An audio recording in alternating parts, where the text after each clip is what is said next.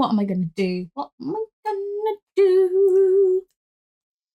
I don't know. Okay, basically I'm going to draw lots of hearts and use lots of red.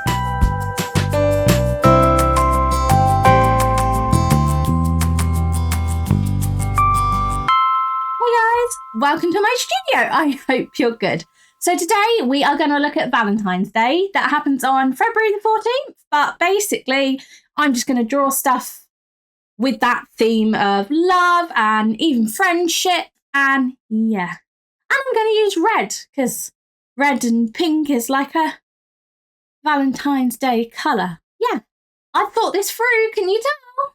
If we have a look at actually where Valentine's Day started, let's do that. Let's go to Mr. Google and see what they say about that. Can't find anything now. That doesn't sound good. That's not what I mean. The tragic story of Valentine's Day. Yeah, Valentine's Day is a good movie. I've seen that, yeah. I'd watch that.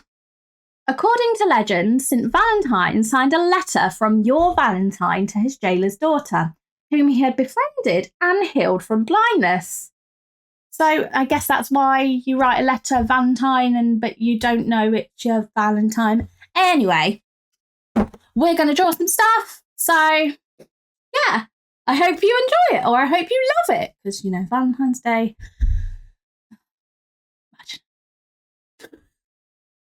So let's do it. Let's get sketching. And for that, I'm going to need my trusty iPad and my Apple Pencil. But if you haven't got these, pencil and paper will be absolutely fine.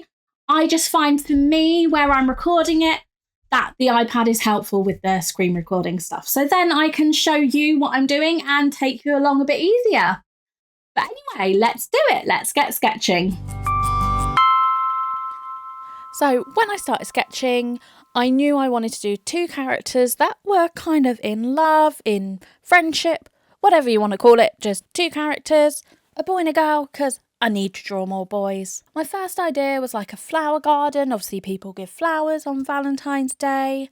And then I wanted to explore the art of someone making the Valentines, like basically drawing the hearts and getting all creative.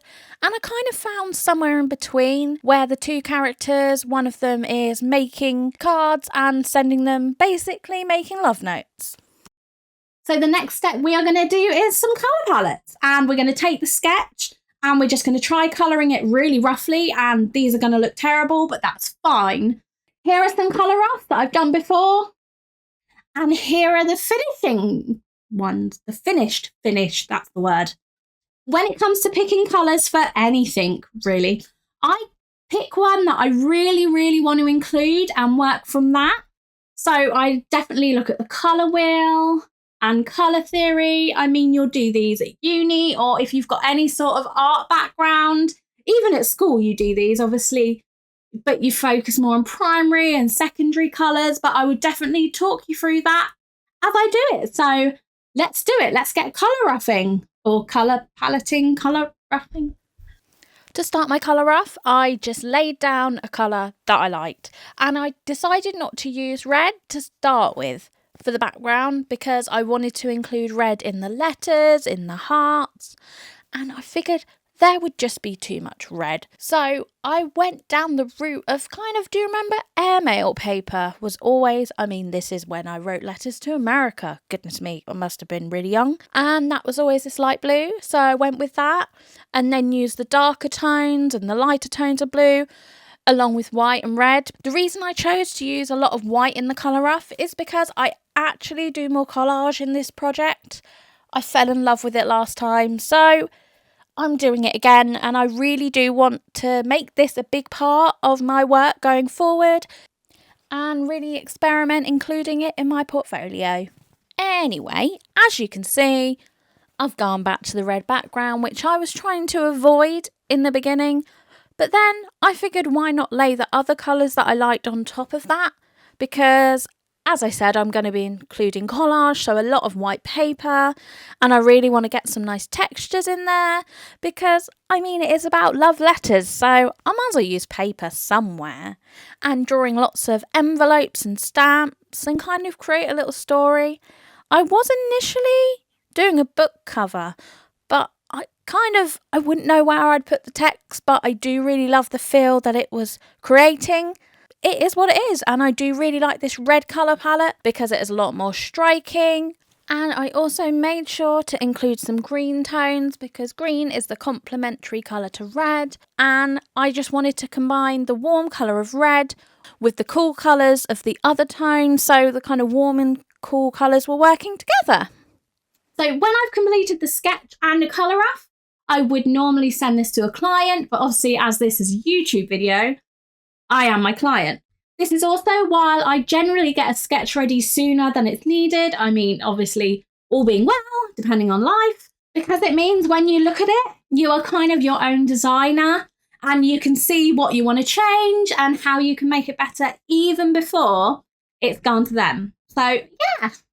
So maybe reflect on the sketch you've done and step back and then get colouring. Anyway, let's do it. Let's get colouring.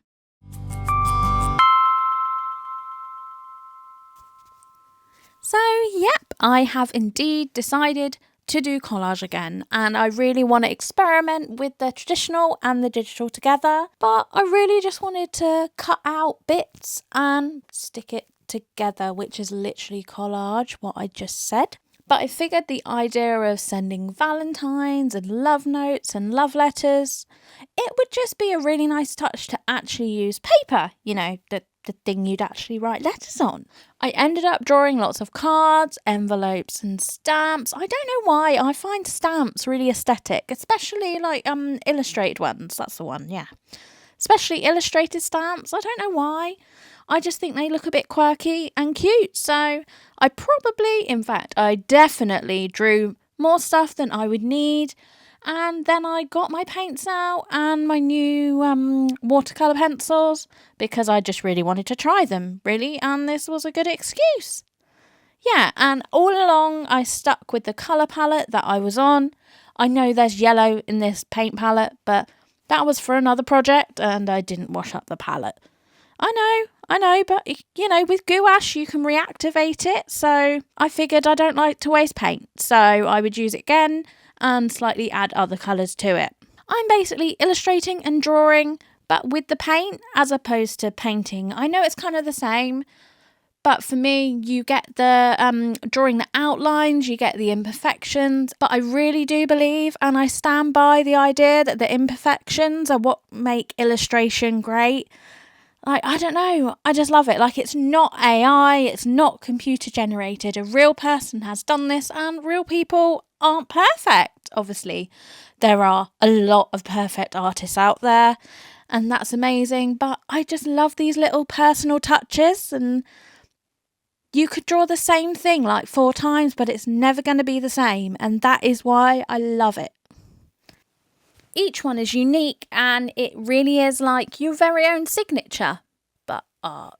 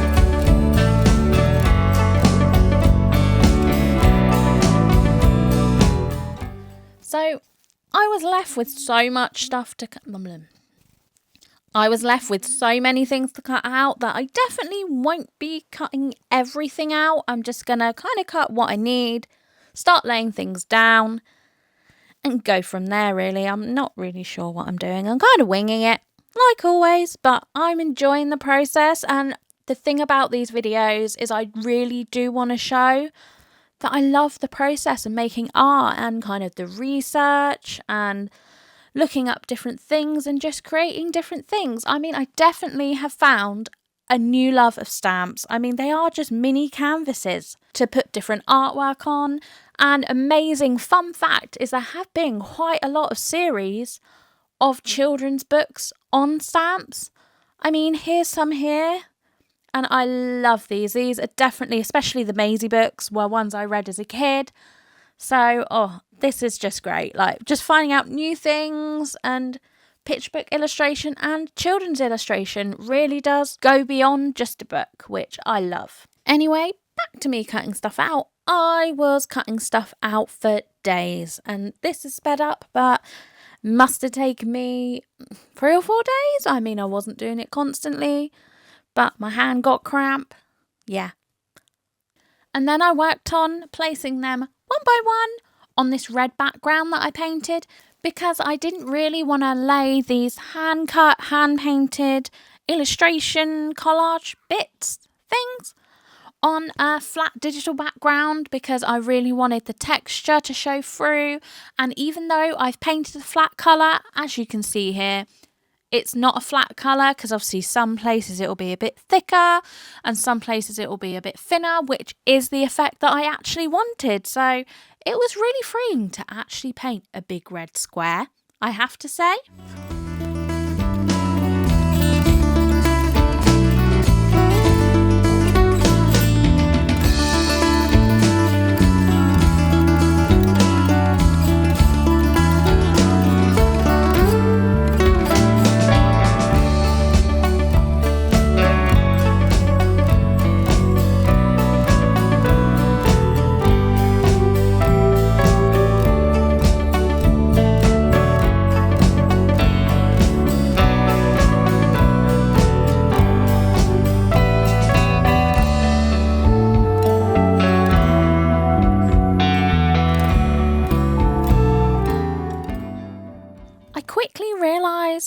That I wasn't actually going to have enough room for the people and the heads with all these hearts, but luckily I can pull some Procreate magic, so it's fine. I've just made more work for myself, but doesn't matter. I can edit things, no problem. Do you know what? Watching this back now, I didn't actually stick these down. I could have just moved the triangles a little bit down. Come on, past Kim. Move them. No. Okay. Also, why did I not stick it down?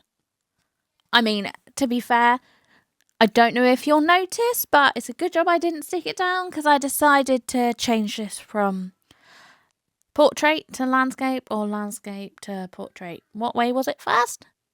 I don't know. Anyway, I changed it, so I ended up painting the background twice so I could kind of move it over in similar positions. This was a lot more work than it actually looks in this video, but I like it and it was fun.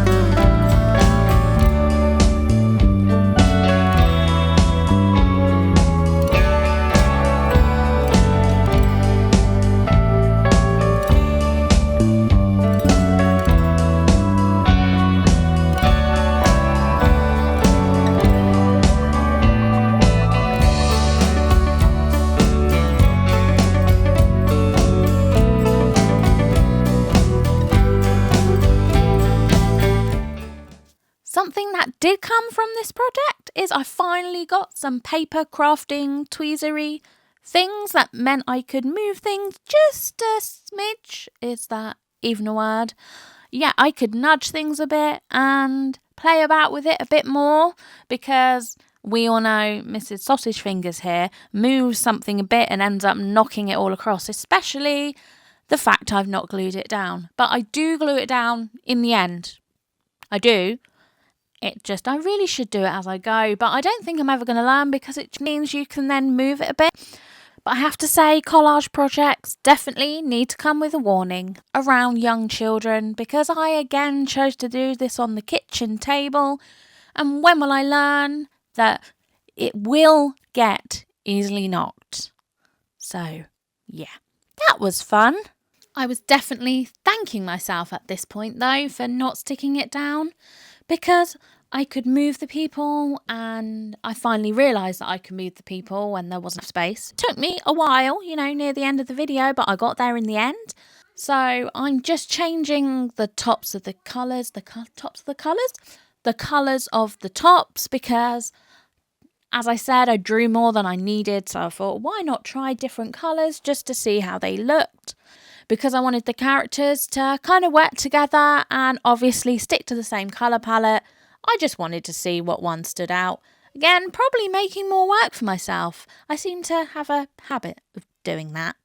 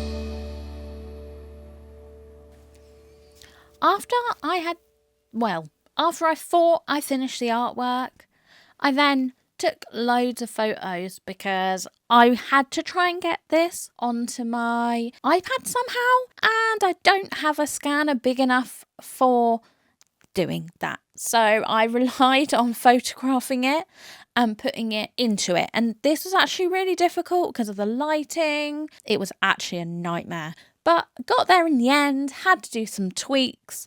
But then I started sketching over what I had drawn to do the characters. And the only reason why I didn't do the faces on the real artwork, folk, it's all real artwork, but on the traditional one, was because I was really afraid of messing it up. So you can make more mistakes when you do digital. You can undo, you can rub it out. It was kind of a no-brainer, and maybe I'm just not brave enough yet. But I will one day, I promise. But yeah, I just definitely needed a bit of my comfort zone after spending the rest of this project experimenting. So I just go on to colour these characters and making sure that I put little bits of the colour palette within the colours. Now, sounds a bit more complicated, but it's scribbling on top of what I've done in the other colours just to kind of combine it and make sure it works together a bit more.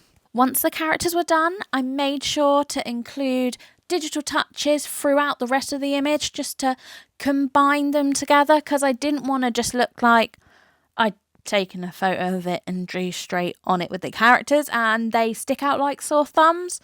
So yeah, I made sure to add some hearts and some envelopes just to make the traditional and the digital work more in harmony, really. And yeah, I hope it worked.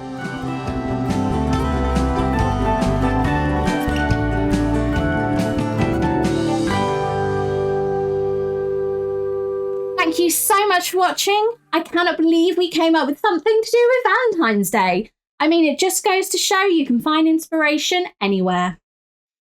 Don't forget to like and subscribe, and I'll see you in the next video. Bye! I really should actually go buy my husband a Valentine's Day present now, shouldn't I? Yeah.